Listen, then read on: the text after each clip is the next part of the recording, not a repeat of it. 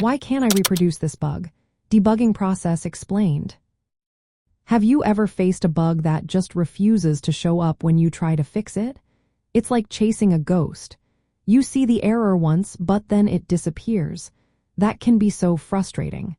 Let's talk about why this happens and how to handle it. Reproducing a bug means creating the same environment, inputs, and actions that caused the error in the first place.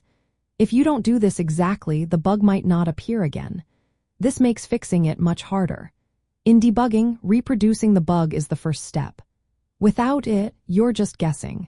You need to see the problem firsthand to understand what's going wrong. One big reason you can't reproduce a bug is environmental differences. Maybe your computer has a different operating system or software version. Hardware differences can also matter. For example, a bug might only happen on a certain type of device or network setup. If your test environment isn't the same as where the bug originally appeared, it might not show up. Timing and concurrency issues are another cause. Some bugs only happen when multiple things happen at once, like two processes accessing the same data. These bugs are tricky because they depend on specific timing.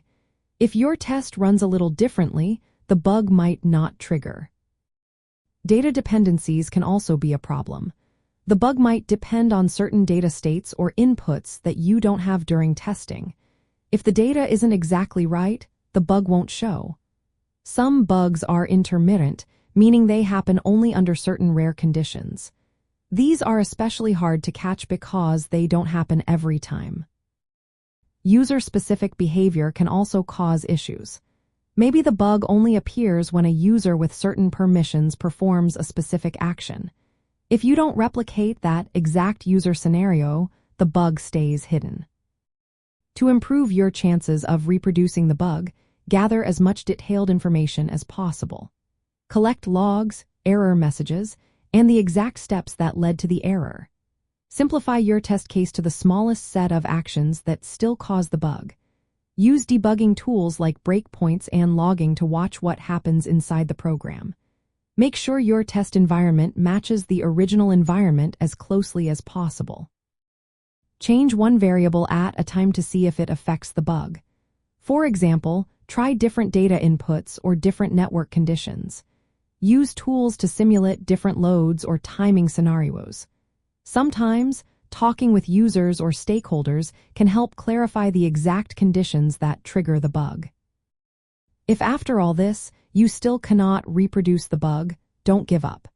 Increase your system's logging to capture more data when the bug occurs again.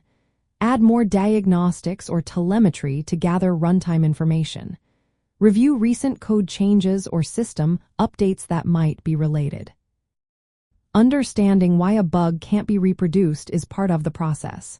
It takes patience, careful investigation, and control over your testing conditions. Only once you can recreate the problem can you start to find its cause, fix it, and confirm the fix works.